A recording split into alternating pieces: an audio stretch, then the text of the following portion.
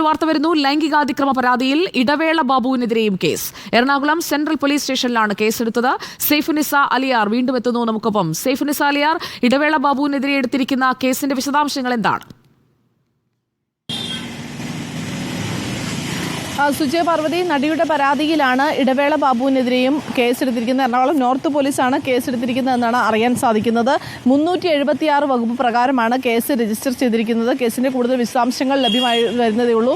Hema committee റിപ്പോർട്ടിന് അനുസരിച്ച് report പ്രകാരം എറണാകുളം ജില്ലയിൽ മരട് പോലീസ് സ്റ്റേഷനിലും ഒപ്പം തന്നെ നോർത്ത് പോലീസ് സ്റ്റേഷനിലും കേസ് രജിസ്റ്റർ ചെയ്തിരിക്കുകയാണ്. മരടിൽ മുകേഷ് MLA-ക്കെതിരെയാണ് കേസ് രജിസ്റ്റർ ചെയ്തിരിക്കുന്നത്. ഇടവേള ബാബുവിനെതിരെയാണ് നോർത്ത് പോലീസിൽ കേസ് രജിസ്റ്റർ ചെയ്തിരിക്കുന്നത്. ഇത് കൂടാതെ തന്നെ സെൻട്രൽ പോലീസ് സ്റ്റേഷനിൽ 2 കേസുകൾ രജിസ്റ്റർ ചെയ്തിട്ടുണ്ട് എന്നറിയുന്നു. പക്ഷേ ഇതിൻ്റെ കൂടുതൽ വിശദാംശങ്ങൾ നമുക്ക് ലഭ്യമായിട്ടില്ല.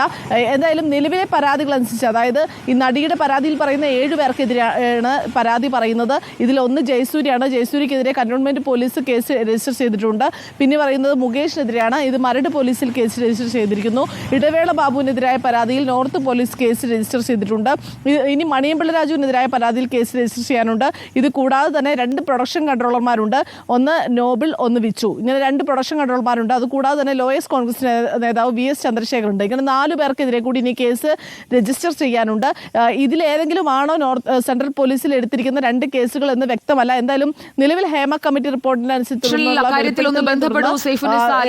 കേസിന്റെ വിശദാംശങ്ങൾ, ഒപ്പം പരാതിയിൽ 7 പേർക്കെതിരെ ആയിരുന്നല്ലോ അവരുടെ പരാതി. അതിൽ കേസ് രജിസ്റ്റർ ചെയ്യാനുള്ള ബാക്കിയുള്ളവരുടെ കാര്യം കൂടി ഒന്ന് അന്വേഷിക്കൂ. എന്തായാലും ഇപ്പോൾ ലൈംഗികാതിക്രമ പരാതിയിൽ ഇടവേള ബാബുവിനെതിരെയും എറണാകുളം സെൻട്രൽ പോലീസ് സ്റ്റേഷനിൽ കേസെടുത്തിരിക്കുന്നു എന്ന വാർത്തയാണ്.